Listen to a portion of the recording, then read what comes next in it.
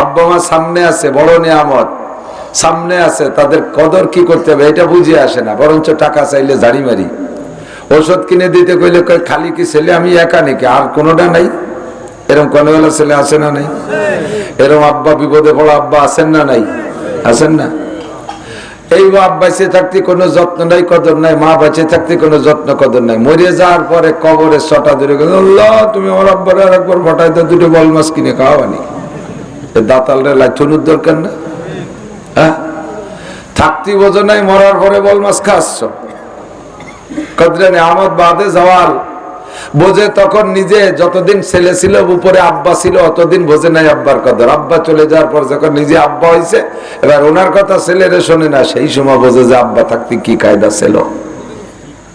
ঠিক না? স্বাধীনতা আছে বিদায় টের পাচ্ছে না। একটু যান ফিলিস্তিন গাজার মুসলমানদের কাছে, একটু খবর নেন। সবাই উদাস। বেকাছে সুদ্দিন আহমদ হিচে জোরায়ার নিস, বেকাছে সুদ্দিন আহমদ হিচে জোরায়ার নিস, हर कसे बा कारे खुद शुद्ध बदीन अहमद कारे नी। চেহারা দেখে বুঝতেছি বাবা প্রত্যেকটা মানুষ যার যার পেঁয়াজ রসুন নিয়ে ব্যস্ত, চাকরিওয়ালা চাকরি নিয়ে ব্যস্ত, যুবক তার মোবাইল আর ফেসবুক নিয়ে ব্যস্ত, কৃষক তার ক্ষেত খামার নিয়ে ব্যস্ত, ব্যবসায়ী তার বাণিজ্য ব্যবসা নিয়ে ব্যস্ত। কতক্ষণ? আল্লাহর দিন, আল্লাহর নবীর দিন নিয়ে কেউ কোনো ব্যস্ততা নাই। हर কাছে বা কারে খুদ শুদ্ধ বদীন আহমদ কারে নিজ। প্রত্যেকের নিজের আলাদা কাজ আছে। মুহাম্মদুর রাসূলুল্লাহর ধর্ম কাহারও কোনো কাজ না। সুযোগ পাইলে নামাজ পড়ি, সুযোগ পাইলে আওয়াজ শুনি, সুযোগ পাইলে 10 টাকা দেওয়ার সুযোগ থাকলে তাই দেই। কিন্তু আসলে আল্লাহর নবীর দিনকে বাঁচানোর জন্য যা করার দরকার কয়জনের ভিতরে সেই দরদ আছে? ও বুড়ো বাবা, মুরব্বী বাবারা, অর্ধবয়সী ভাইরা, কয়জন আপনি ফিলিস্তিন গাজার খবর রাখেন? কয়টা খবর দেখেন? দুনিয়ার কত কিছু দেখলেন টেলিভিশনের সামনে যাইয়া, বুতুম পেশার মতো চোখ মাইরে চোখ তাকায় পড়ে থাকেন।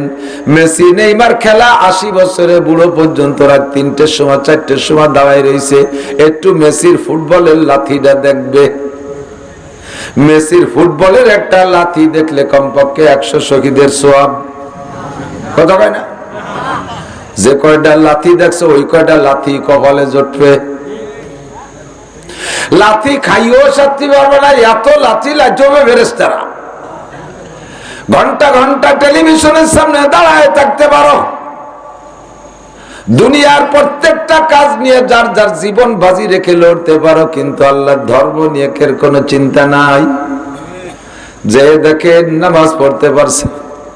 আজকে একটা পিকচার দেখলাম, একটা গর্ভবতী মহিলা, মরুভূমির ভিতরে পাহাড়, ছোট্ট টিলা পাহাড়ের গায়ে শুধু পাথর আর পাথর।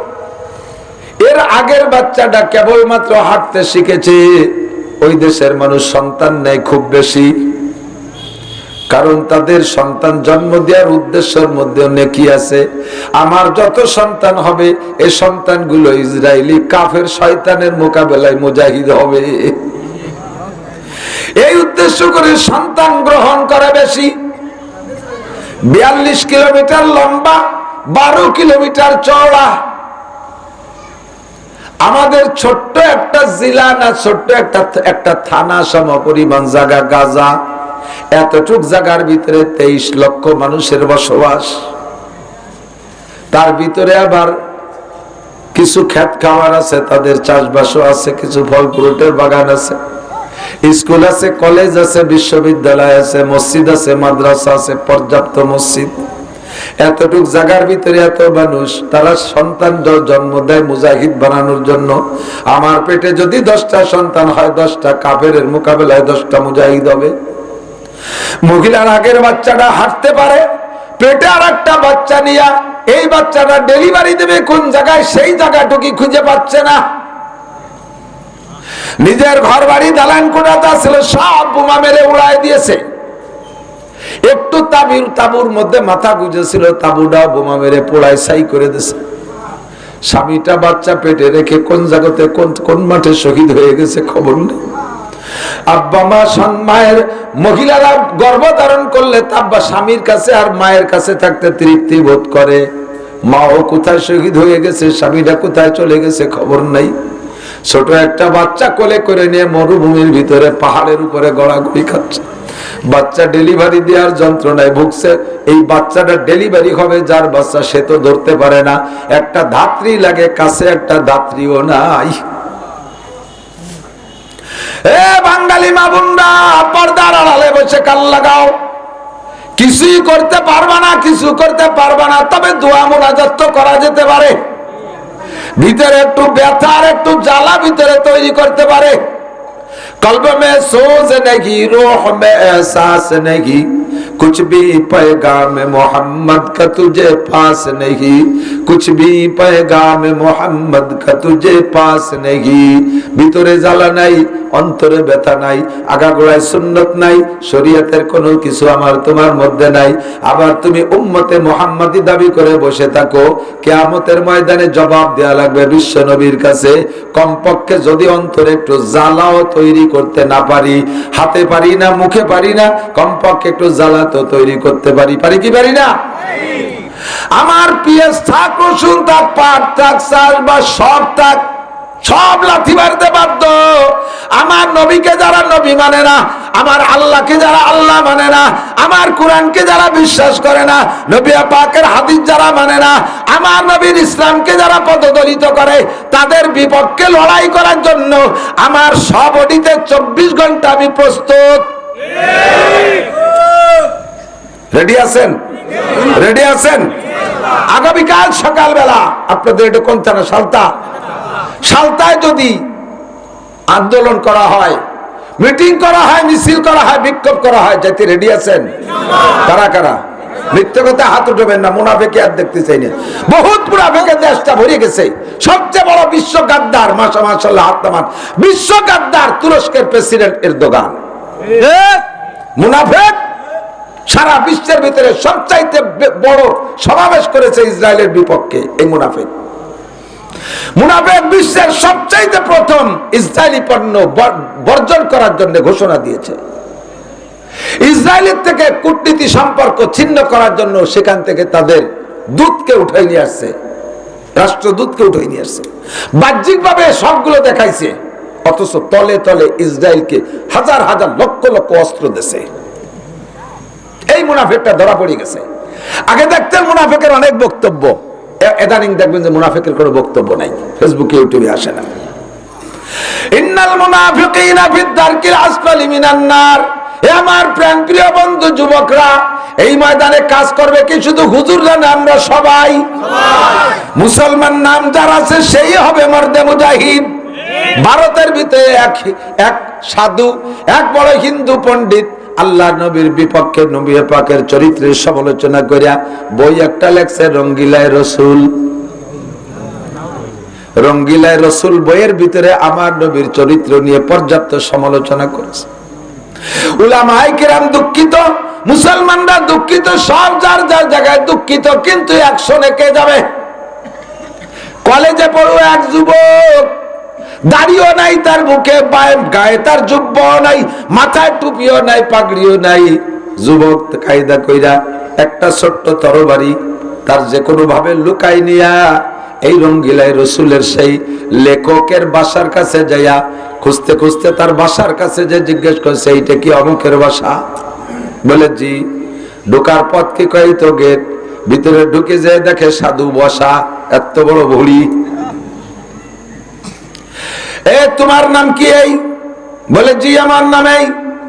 তুমি কি রঙ্গিলায় রসুলের লেখক? শিওর হয়ে নিচ্ছে, একজনে মারতে পারে একজনে না মারে। তুমি কি রঙ্গিলায় রসুলের লেখক? বলে জি। তাহলে তুমি আমার নবীর শানে এত বড় গুস্তাখ ভাষা কেন লিখেছো? সাধুতে একটু ভয় পেয়ে কথা বলে না। তার ভারতবর্ষ, তার হিন্দুস্তান, হিন্দুদের প্রাধান্য, হিন্দু ক্ষমতায়, একটা মুসলমানের সামনে কি বলবে তার ভয়ের কিছুই না। বুক টান টান করে বলতেছে, সবই আমি করেছি, আরো বহুয়া বাকি আছে তোমার নবীর চরিত্র সম্পর্কে, সামনে এডিশনে সেগুলো সংযোগ করা হবে। এবার যুবক কয়, সামনে এডিশন হবে তোর জাহান্নামে যাইয়া। সামনে এডিশন ছাপা হবে, তোরে জাহান্নামে পাঠায় দেব, সেখানে লিখবি বলেই ভুড়ির ভিতরে বসায় দিছে। বলেন আল্লাহু আকবার। হাত উঠিয়ে বলেন আল্লাহু আকবার।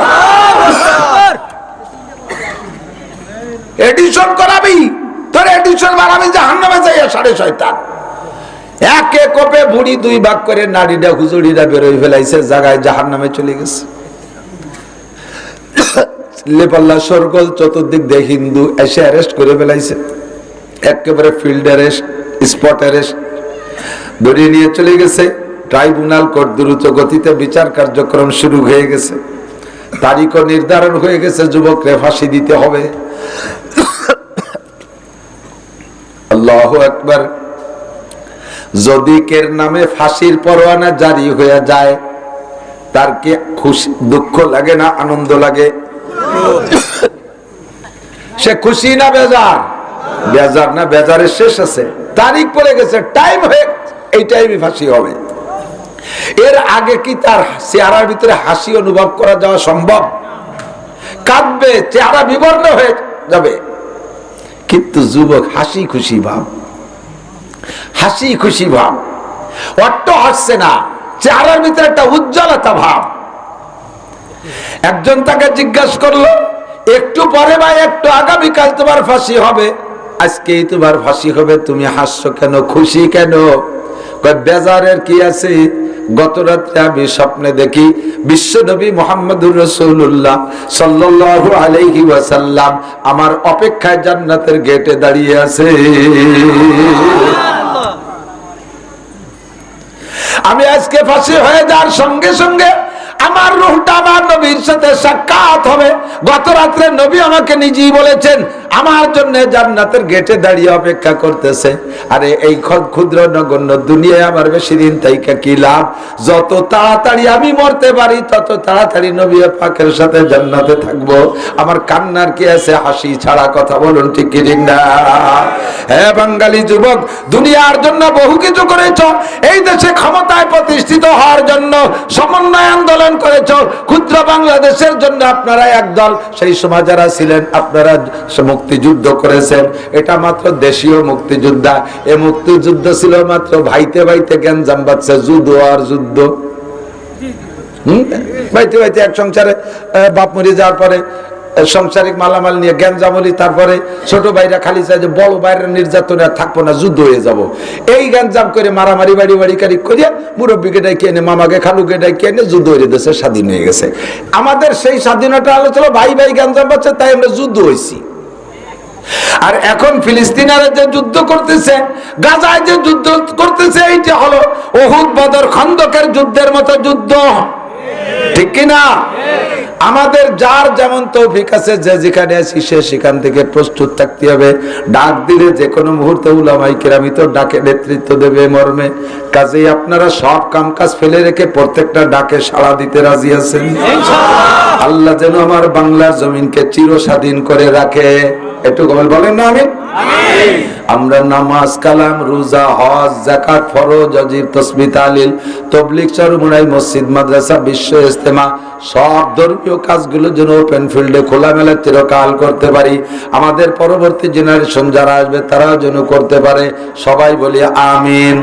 আল্লাহ তারই একটা অংশ হিসেবে আজকে এখানে বসার তৌফিক দিয়েছেন। আবারও পড়ি আলহামদুলিল্লাহ।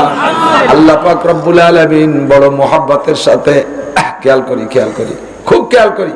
একটু আগে এক জায়গায় কথা বলছি, অল্প একটু, সে জায়গাও কথাটা বলি, সেখানেও শুরুতে বলি। সেখানে হলো ক্লিয়ার হাদিস ছিল।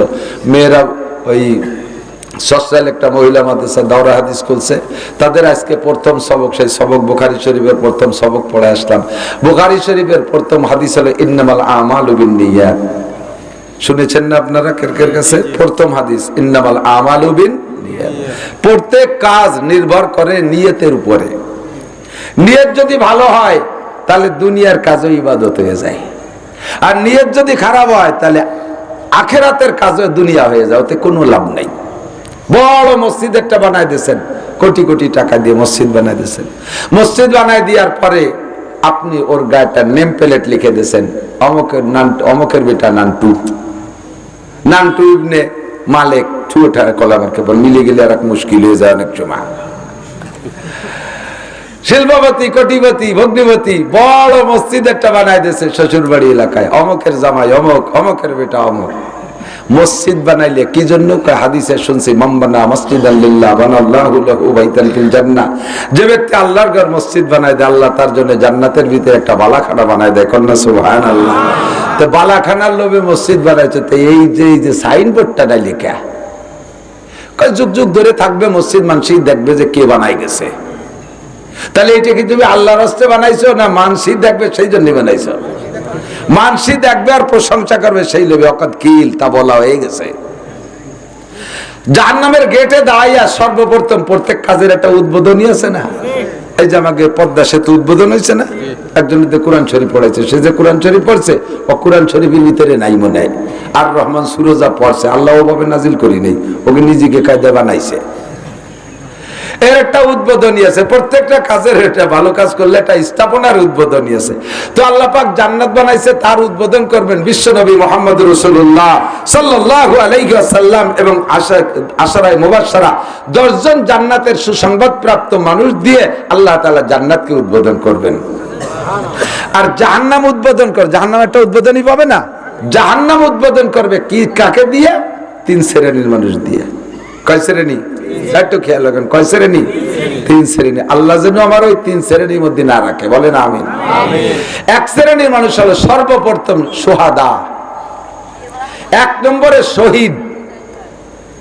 যারা শহীদ বলে দাবি করছো, এই শহীদকে দিয়া জাহান্নাম উদ্বোধন করবে। শহীদদেরকে জাগ ধরে ডাকিয়ে নিয়ে, শহীদ মানে ইসলামের জন্য বা দেশের জন্য যারা মৃত্যুবরণ করছে, এই পোলাপান্ডা তোরা বুঝিস না যে জায়গা কথা কওয়া যায় না, আর তোরা উঁচুই বসে মুরব্বীরা নিচে টাকা নেমে ভাই উপরে উঠতে পারলে দাম বাড়ে নাকি? যে দেখো সরমুগিরে বান্দর সব গাছের মাথায় দিয়া, মানুষ সব নিচে দিয়া, গাছের উপরে উঠলে দাম বাড়ে নাকি?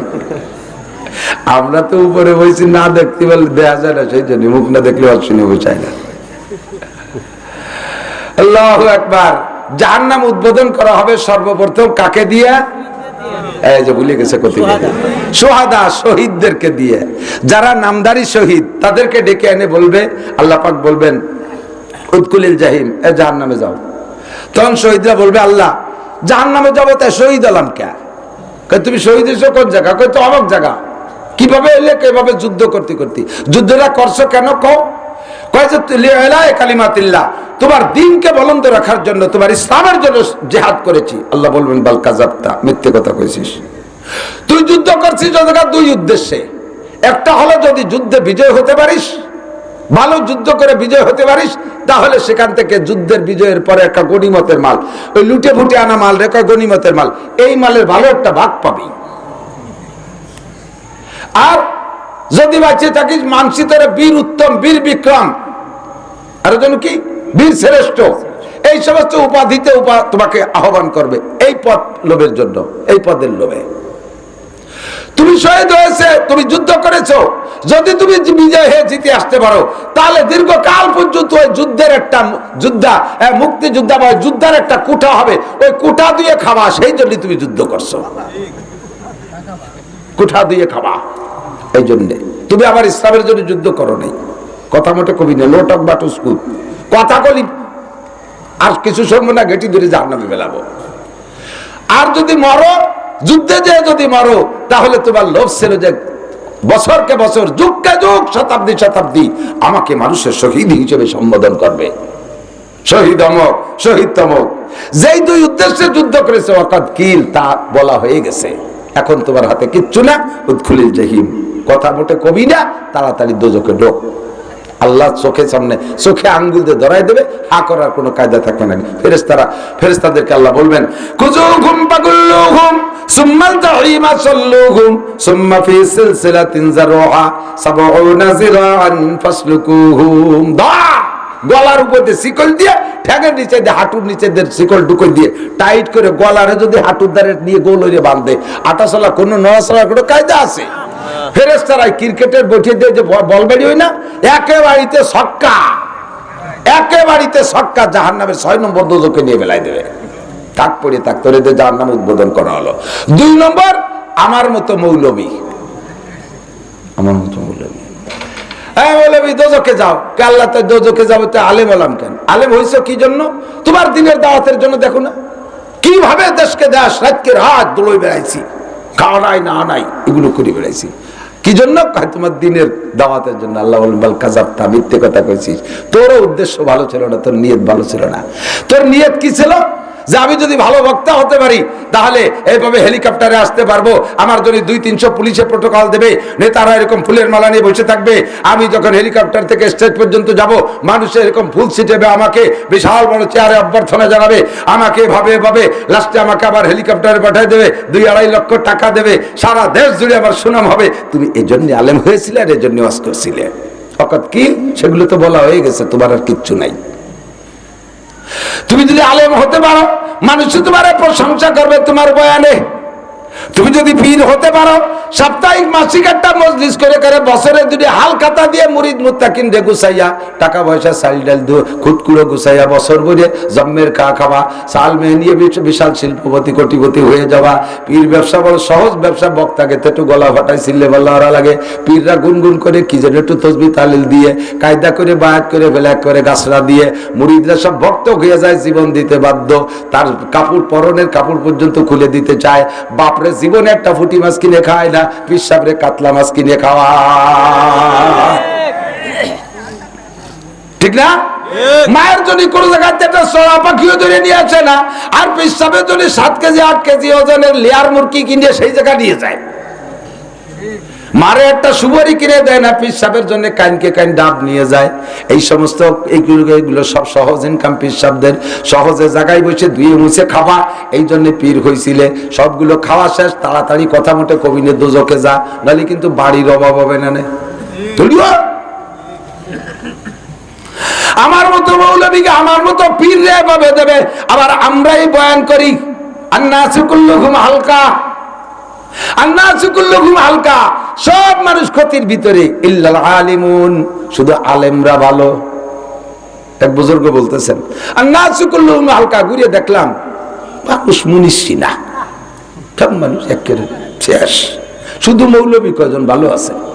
এরপরে কয়জন মৌলবীর নিয়ে কয়জন ঘুরে দূরে দূরে কি মৌলবীরা তো সব হালকা হয়ে গেছে, হালকা মানে ক্ষতিগ্রস্ত, সব মৌলবীরা হালাক ইল্লাল আমিলুন। মৌলবীদের ভিতরে আলেমদের মধ্যে যে কয়জন আমল করে ওই কয়টা ভালো আছে। পরে আমল করা কয়জন রে নিয়ে কতদিন ঘুরে গেড়ে কয় ওয়ালা আমিলুনা কুল্লুহুম হালকা, এই আমল যারা করে তারাও ক্ষতির মধ্যে। কি সাতার আমল করে ইয়ে কি, শুধু এর মধ্যে 2-1 আছে ইখলাসের সাথে আমল করে, তাই কল মুখলি কি ইল্লাল মুখলিসুন, শুধু আমল করাদের ভিতর কর্নেওয়ালাদের মধ্যে মুখলিস যারা ইখলাসের সাথে যারা আমল করে ওই কয়জন ভালো আছে। এর শেষে নিয়েছে কয়দিন এই মুখলিসদেরকে নিয়ে ঘুরিয়ে গেড়ি মুখলিসুন আলা কথা এই কয়টা দিয়ে মুহাবিবদে লাস্টে কয় মুখলিস কয়টা, নাম মুখলিস, কাজে ইখলাসের কিচ্ছু নাই, নাম আতর আলী।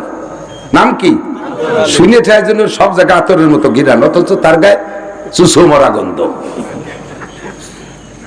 আতর আলীর বগলে গন্ধ, গালে গন্ধ, কান পচা। আতর আলী আগে শোষে না মুইতে পারি না, নাম আতর আলী কলাইছে, নাম রাখছে সুন্নাত। সাতক্ষীরে গেছি ওয়াজে, শ্যামনগর বংশীপুর শাহী মসজিদ মাদ্রাসায়, বড় উঁচু স্টেজ, 1000 মানুষ। আমি এই সিঁড়িতে উঠতেছি, এর মধ্যে একজনে ডাকে সুন্নাত। সুন্নত কিরম যে ডাক দিলি, দেখি যে সুন্নত ডাকো শুনলো, তাহলে সুন্নতটা দেখতে দেখি যে সুন্নতের মাথায় বান্ধরে চুল, সুন্নতের দাড়ি নাই, সুন্নতের যে প্যান্ট ফাঁসাদার দিয়ে বিগেত খানি খুলে রয়েছে, তাহলে সুন্নত।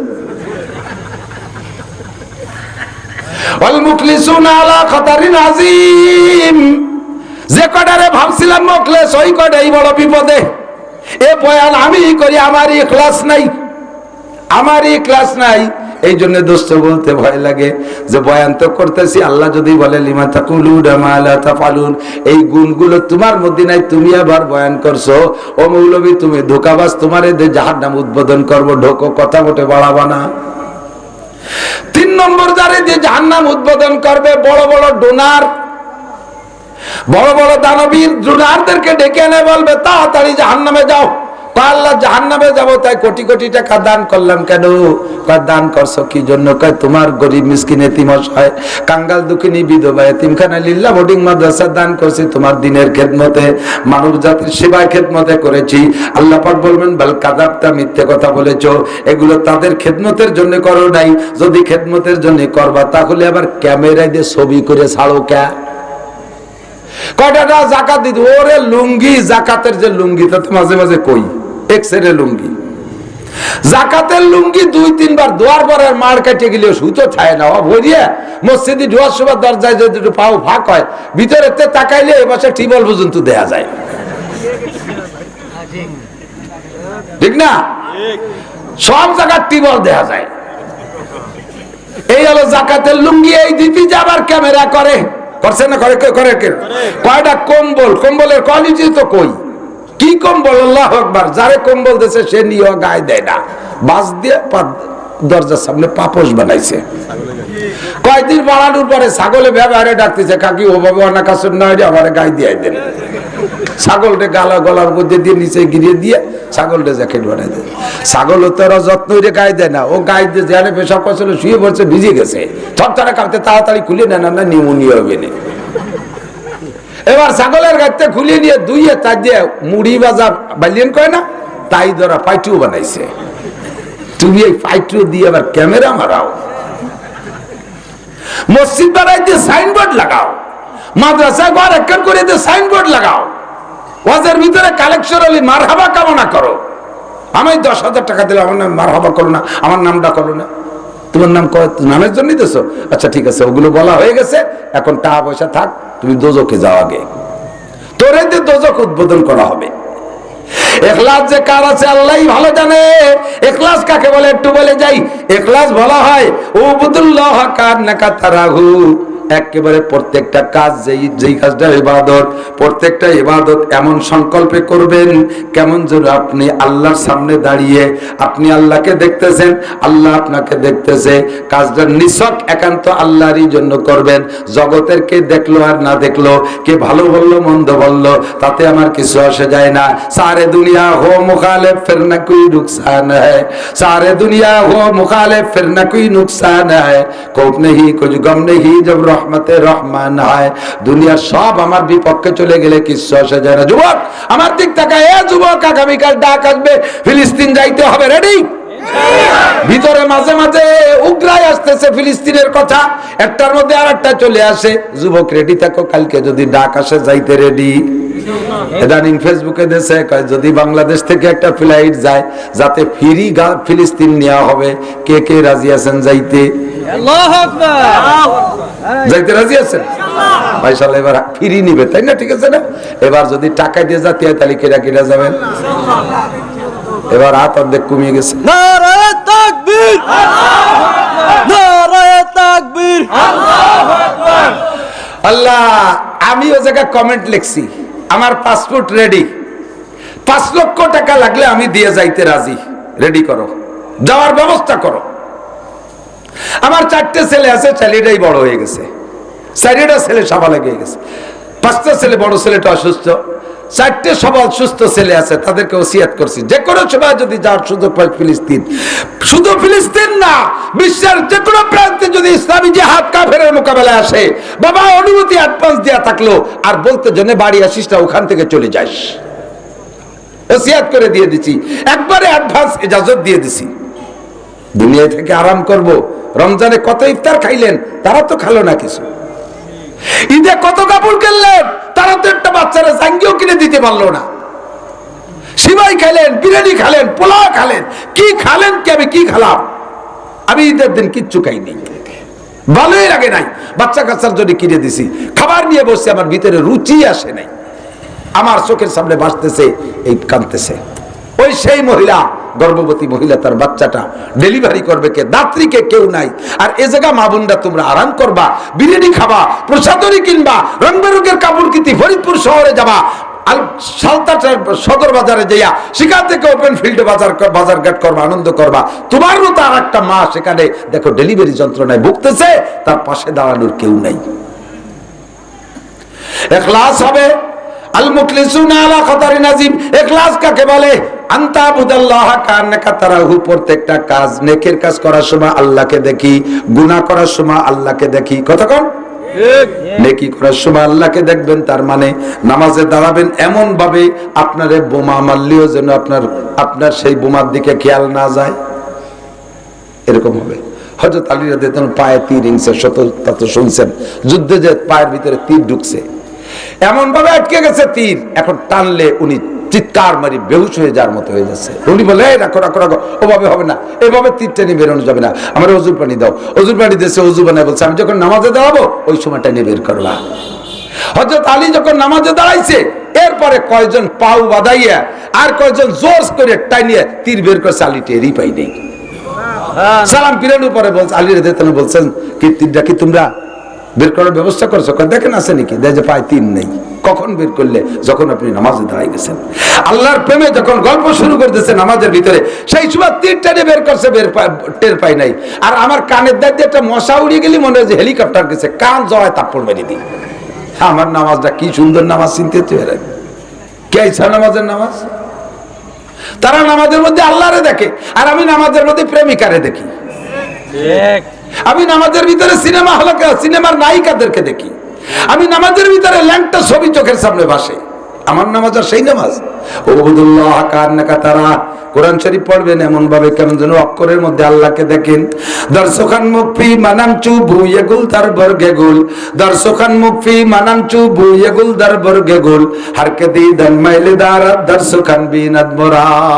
আল্লাহ পাক বলেন, এ তুমি আমারে দেখতে চাও? আরে ভাই আল্লাহকে দেখতে চান? কে কে আছেন একটু আল্লাহকে হাত দেখাবেন। আল্লাহ তোমারে দেখবো, আল্লাহ তোমারে দেখবো। দেখতে চান? আল্লাহকে দেখতে চান? আল্লাহকে আমারে যদি দেখতে চাও, হারকে দিদান মাইলে দারা দর্শকান বিনাদ মোরা। ফুলের মধ্যে ঘিরান আছে, গোলাপ ফুলের মধ্যে ঘিরান আছে, কিন্তু ঘিরানটা কোন জায়গা আছে? তাকে দাগ দিয়ে আছে। নাকে দিলে ঘিরান পাওয়া যায় কি যায় না? আল্লাহ কয় দর্শকান মুফি মানামচু বুয়েগুল দার বর্গে গুল, আমি আমার কোরআনে কারিমের ভিতরে লুকায়িত আছি। ফুলের সুবাস যেমন ফুলের পাপড়ির মধ্যে লুকানো থাকে, ফুলকে যেমন নাকে দিলে ঘিরান অনুভব করো, দেখতে পারো না কোথায় আছে।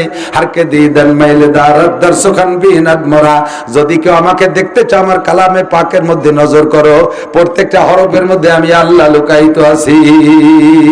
নামাজের মধ্যে আল্লাহকে দেখা যায়, রোজার মধ্যে আল্লাহকে দেখা যায়, জিকিরের মধ্যে আল্লাহকে দেখা যায়। পর্দায় হাস্তি আগার সুজি বানারে লাইলা আজমা বে পর্দা বিনি নূরে ইল্লাল্লাহরা। শেষ রাত্রি উঠবেন বাবা, শেষ রাত্রি উঠবেন। বিশেষ করে আবার বুড়ো বাবারা, জিন্দেগি শেষ হয়ে গেছে, আর কয়দিন ঘুমাবেন? আর ঘুমানোর দরকার নাই। আপনার মরণটা যদি আসে, আপনার মরণটা নামাজের মধ্যে হয়ে যাক, তাহাজ্জুদের মধ্যে হয়ে যাক, জিকিরের মধ্যে হয়ে যাক, এমন একটা মরণ কামনা করি। কথা বলেন ঠিক কি ঠিক না? তবে আমার মরণের দাবি হলো, আল্লাহ আমারে তুমি যুদ্ধের ময়দানে নাও, আমারে যে কোনো একটা যুদ্ধের ময়দানে দাও, আমি 10-20টা কাফেরের আগে গুলি করি, এরপরে তাদের অস্ত্রে গুলিতে আমি শহীদ হয়ে যাই। এমন একটা মরণ আমার তামান্না এসে গেছে। আমার আর আরামের বিছানায় শুয়ে মরতে চায় না, মনে চায় না। আরে নামাজের মধ্যে মরণের চাইতে, মসজিদের মধ্যে মরণের চাইতে, তেলাওয়াতের রত অবস্থায় মরণের চাইতে, যুদ্ধের ময়দানে যাই 1টা মিনিট যুদ্ধ করতে করতে মরার ভিতরে মরার দাম 1000 গুণ বেশি। তবে বুড়ো বাবারা সময় নাই, এখনই শেষ রাত্রে উঠে আপনি জিকির করবেন লা ইলাহা ইল্লাল্লাহ। বহুত ঘুমাইছেন, বহুত ঘুমাইছেন, অনেক ঘুমাইছেন, অনেক ঘুমাইছেন। জাগনা হয় জাগলো আফলাক কি ছায়া তলে, আখের তাক সোয়া করোগে খাক কি ছায়া তলে। একটু সজাগ হন আসমানের নিচে, তাহলে মাটির নিচে যে ঘুম যাইতে পারবেন। একটু সজাগ হন আসমানের নিচে, মাটির নিচে যে ঘুমাইতে পারবেন। আসমানের নিচে নাক ডেকে জম্মের ঘুমাবেন, কবরে যাইয়ে ঘুম কপালে হবে না, কবরে যে ঘুম পাবেন না। জাহান্নামের আগুনে এমন ভাবে শোলা মারবে, তার ভিতরে আর ঘুম আসবে না। কবরে যদি আরামে ঘুমাইতে চান, এখন একটু ঘুম কমাই দেন। বিছানা থেকে ওঠেন, শেষ রাত্রি ওঠেন, কাঁপতি কাঁপতি ওঠেন, মূর্তি ওঠেন, যে কোনো ভাবে একটু পানি দিয়ে ওযু বানাইয়া আপনি যখন তাহাজ্জুদের পরে জিকিরে বসবেন, এই একার জায়গা নাই, লা ইলাহা ইল্লাল্লাহ। গোলো গোলো জিকির করবেন না, জিকির পাতলা টাইনি টাইনি করবেন, দেখবেন আপনার আন্তরিকতা বাড়তেছে। লা ইলাহা ইল্লাল্লাহ। যার যেমন কণ্ঠ আছে কণ্ঠরে মিল দেবেন, লা ইলাহা ইল্লাল্লাহ, লা ইলাহা ইল্লাল্লাহ।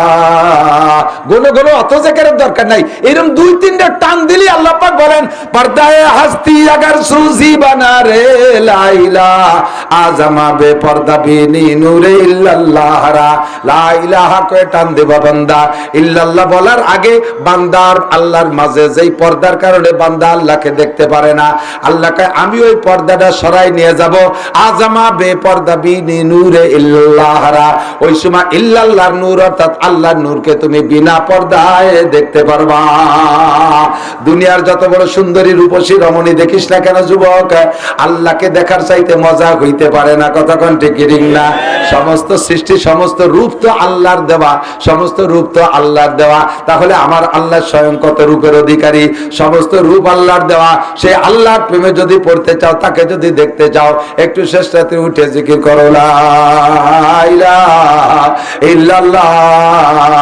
পুরুষরা একটা আওয়াজ করে জিকির করবেন, খেয়াল করেন, পুরুষরা একটা আওয়াজ, কট্টুক আওয়াজ, তাতে যেন আবার আর একজনের নামাজ জিকির ঘুমের ক্ষতি না হয়।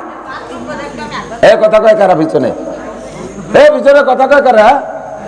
বাড়ি জরুরি কথা হলে মাই কি কয় আন্না চুপ থাও, পায়খানায় জম্মের গন্ধ নালে গিরা নেবে না। আল্লাহু আকবার। ওবুদুল্লাহ কান্নাকা তারা, জিকিরের মধ্যে আপনি আল্লাহকে দেখতে পারবেন। যুবক যুবক যুবক, আমি যুবকদেরকে টার্গেট করি। তোমরা আকামও বেশি করতে পারো, কামও বেশি করতে পারো, শয়তানিও বেশি করতে পারো, তোমরা ইবাদতও বেশি করতে পারো। এই বয়স থেকে রেডি হয়ে যাও, এই বয়সে রেডি হয়ে যাও। প্রশংসা সব যুবক চাও, কিন্তু প্রশংসার কাজ কেউ করতে চাও না। প্রশংসা সব যুবক চাও, তোমারে ভদ্র বলি, নম্র বলি, দিনদার বলি, ভালো বলি, শিক্ষিত বলি, এই কথাগুলো বললে তোমার ভালো লাগে। অথচ এই কয়টা গুণের একটাও নাই। তুমি যেভাবে বান্দরি মার্কা চুল কাটিয়া মোটর সাইকেল যেভাবে রাস্তা দিয়ে ইলিং বিলিং ভাবে চালায় যাও, তোমার মোটর সাইকেলের ধুলোয় সব বুড়ো মানুষের চোখ গুলা হয়ে যায়। তোমার চাল চলন দেখলে মনে হয় যেন তুমি শয়তানের আওলাদ। অথচ তোমারে প্রশংসা না করে বদনাম করলে তুমি খেয়ে বলো। প্রশংসা যদি তোমার ভালো লাগে, প্রশংসিত কাজ করো, চুলগুলো সুন্দর করে কাটো, দেখলে বুঝবো তুমি একটা ভদ্র ছেলে। প্যান্টটা একটু ঢিলা ঢালা উঁচা করে পড়ো, তাহলে দেখলে বুঝবো তুমি ভালো ছেলে। অবশ্যই তোমারে প্রশংসা করবো। কতক্ষণ? আর তুমি যেভাবে চলো তাতে তাতে তো তোমার শয়তানের বাচ্চা। শেখ সাদি রহমাতুল্লাহ আলাইহি বলেন, নাসায়াত বনি আদমে কাকে জাদ কেদার সারকুনাত কে বেরতুন দিও বাদ তোরা বাচুনি তুন দিও সরকাশি নাপেন্দার আমাজ কা কি আজাতেশি। বনি আদম মাটি দিয়ে বানানো, মানুষে বানাইছে মাটি দিয়ে, শয়তানরে বানাইছে আগুন দিয়ে। কতক্ষণ? মানুষ বানাইছে মাটি দিয়ে, শয়তান বানাইছে আগুন দিয়ে। শয়তানের ভিতরে অহংকার, কারণ আগুনের মধ্যে অহংকার।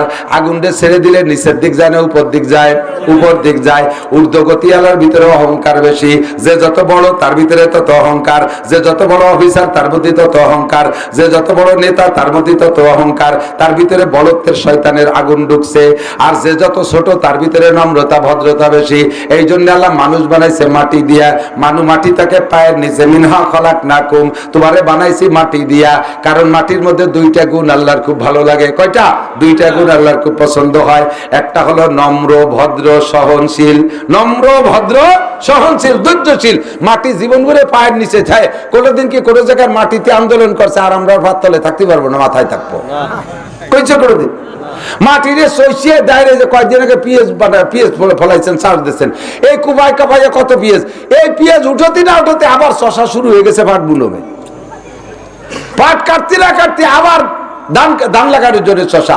এত নির্যাতন মাটির উপরে। কোনোদিন কি মাটিতে প্রতিবাদ করছে? মিয়া তোমার গায়ে কয়টা কোরআনি ছয়, আমার যে ভারী চলছি নুরি বেলাচ্ছ, এ কোনোদিন কয় না। মাটির উপরে 50 তলা দালান দিচ্ছেন, মাটিতে কয় না মিয়া তুমি তো দুই বোনে পেঁয়াজের বস্তা ভর্তি পারো না, আমার এত বড় বোঝা দরকার, এ কথা মাটিতে কয় না। মাটিরে যাদের মাটি শুয়ে নেয়, 50 বছর পুকুর বানায় পানি ব্যবহার করছেন, এবার সেইটারে ড্রেজার দিয়ে ভরাট করে দেয়, তারপর 30 তলা দালান জুড়ে দিয়েছেন। মাটিতে কোনোদিন কয় না মিয়া তোমার মতো জাল জালেম নাই, একদিন কাটিয়ে ভুইর বানাইছো, আরে এখন ফিরে আবার তার উপরে দালান উঠে দিয়েছো। তোমার মতো জালেম হয় না, মাটিতে এভাবে প্রতিবাদ করে না, পায়ের নিচে থাকে। এই হলো নম্রতা, ভদ্রতা, সহনশীলতা, মাটির গুণ, যার কারণে মাটি বলি খাঁটি, মাটি বলি খাঁটি। 2 নম্বরে মাটির মধ্যে আর একটা গুণ, সেটা হলো আমানতদারি। কি বলেন? আমানতদারি। মাটিরে কট্টু কট্টু পেঁয়াজের বীজ দিছি, 1 কেজি পেঁয়াজের বীজ বুড়োই দিছি, মাটি আমারে 20 মণ পেঁয়াজ দিছে, ঠিক কি ঠিক না? মাটিরে আমি একটা আমের বীজ দেই, 50 বছর পর্যন্ত আম দেয়। মাটিরে একটা নারকেলের বীজ দেই, মাটি আমারে 50 বছর নারকেল দেয়। মাটিরে আমি একটা কাঁঠালের বীজ দেই, সে আমারে 100 বছর কাঁঠাল দেয়। মাটিরে যা দেই তার চেয়ে বেশি ফলাইয়া দেয়। মাটিরে আমি একটা ধান দেই, তাই দিয়ে 7টা গাছ দেয়। ফিকুল্লি সুম্বুলাতিন মিয়াতু হাব্বা, কিছে যে বলে নাকি? ফিকুল্লি সুম্বুলাতিন মিয়াতু হাব্বা, মাটিরে একটা ধান দিলে একটা গাছ হয়, গাছের গোড়ায় 7টা গাছ হয়, আর 7টা গাছের মাথায় 7টা শীষ হয়, 7টা শীষে 700 ধান হয়। মাটির মধ্যে আমানতদারি, তার একটা দিলে 700 দেয়।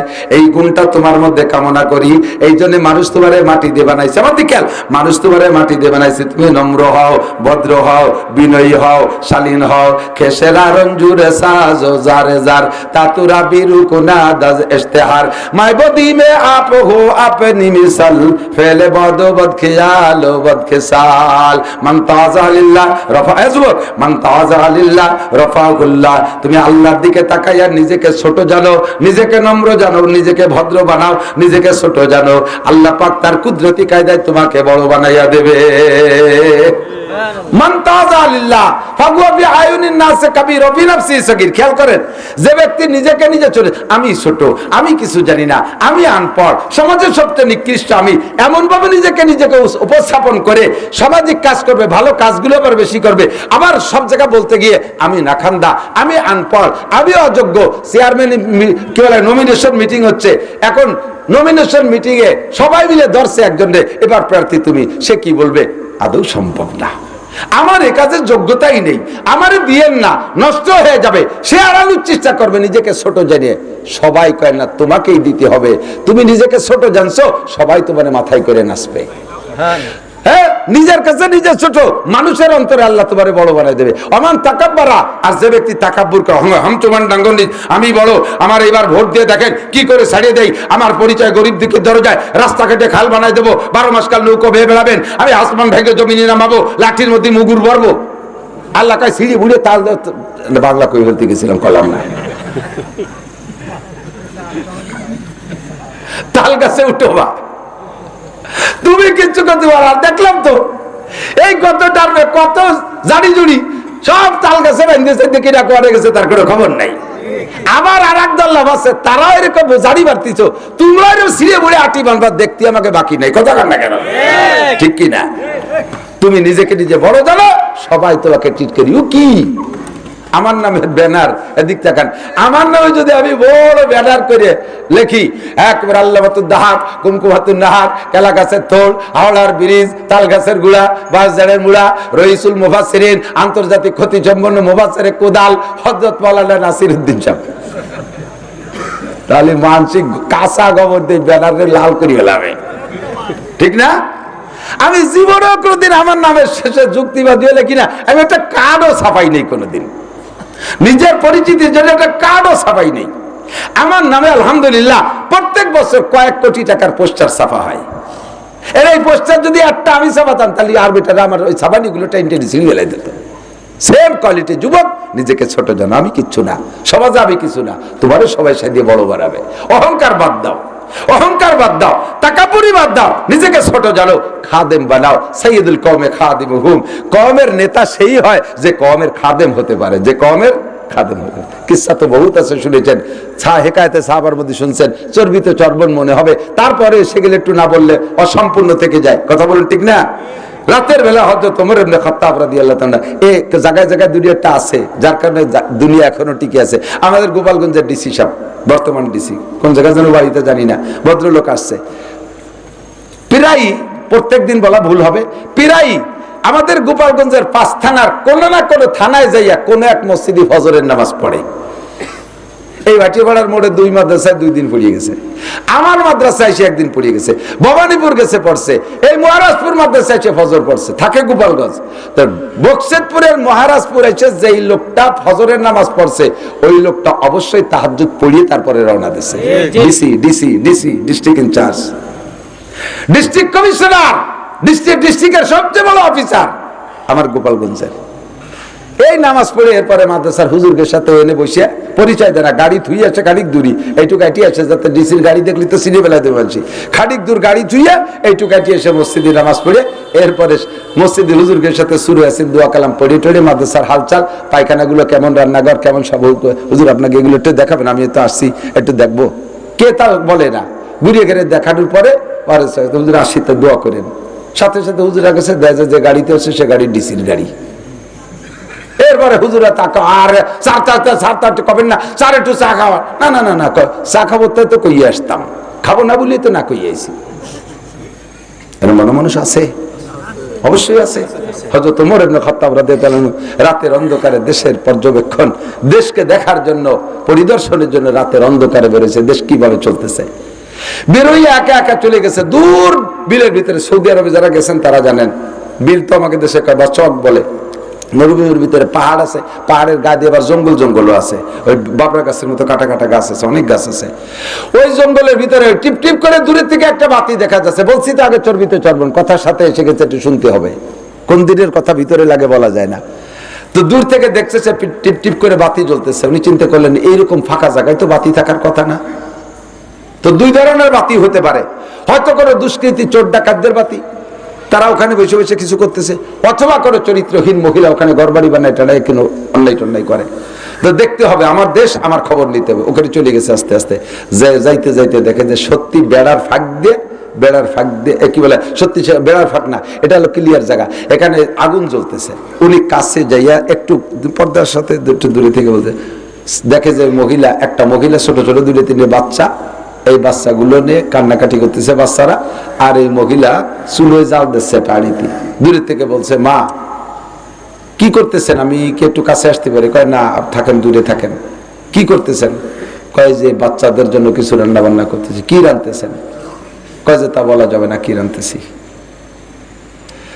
আল্লাহ, একটু পরে বলবো। হযরত ওমর দূরে সরে রয়েছে। এই রান্না কিছুক্ষণ জাল দিতে দিতে বাচ্চারা খেলাধুলা কান্নাকাটি করতে করতে করতে করতে ঘুমাই গেছে। এরপরে বলতেছে, কিছুই রান্না করতেছি না, এই হাড়ির ভিতরে পানি জাল দিচ্ছি। বাচ্চারা সারাদিন না খাওয়া, এখনো না খাওয়া, খাবারের কোনো ব্যবস্থা নাই। এখন তাদেরকে কি সান্ত্বনা দিয়ে ঘুমাবো? তাদের বলছি যে বাপ, এই রান্না করতেছি, তোরা একটু পরে খাবি। আমি জানি যে কিছুক্ষণ লং টাইম নিয়ে নাড়াচাড়া করলে ওরা ঘুমিয়ে যাবে, তারপরে হাড়িটা না হয়তো আমিও ঘুমাবো। বলেন তো কেমন লাগে শুনলে? এরকম অবস্থা গাজায় চলতেছে, ফিলিস্তিনে চলতেছে। তো হযরত ওমর শুনিয়া দেরি না করে মা থাকেন, আসি। তাদের কান্নাও দেখছে, তাদের চুলায় হাড়ি থাকা অবস্থায় তাদের ঘুমও দেখছে। উনি আইসা সরাসরি গোডাউনে ঢুকে গোলাম সাথে নেছে, আগে গোলাম ছিল না, গোলাম সাথে নেছে, নিয়ে যে গোডাউনের থেকে খাদ্য, চর্বি টর্বি, ময়দা, আটা, খেজুর টেজুর, তেল টেল দিয়ে বড় এক বস্তা ভরিয়ে এরপরে গোলামকে বলছে, গোলাম মাথায় উঠাই দাও। অবশ্যই পড়েছেন আপনারা, গোলাম মাথায় উঠে দাও। গোলাম কি বলেন তো? গোলাম মাথায় উঠে দাও। গোলাম মানে কি? বাড়ির গরু, সেম কোয়ালিটি অফ গরু। আপনার বাড়ির গরুটারে যেমন আটেনি বেশি ফেলতে পারেন, গোলাম ওইরকম বেচা যায়। গোলামের এরকম একটা জাতি মানুষই, কিন্তু আল্লাহ তাদেরকে এইরকম গোলাম বানাইছে, এমন পরাধীন বানাইছে। তো এই গোলাম হযরত ওমরের গোলাম। আর ওমর কিরা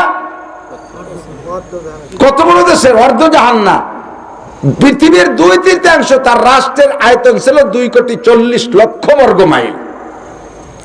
এইরকম বাংলাদেশের প্রায় 200 বাংলাদেশের সমান। এত বড় দেশের রাজা গোলাম রে কয়, বস্তা আমার মাথায় উঠে দাও। গোলাম কান্দে দিচ্ছে, মালিক আপনি আমার জাহান্নামে পাঠানোর চেষ্টা করতেছেন, আমি থাকতে আপনার মাথায়?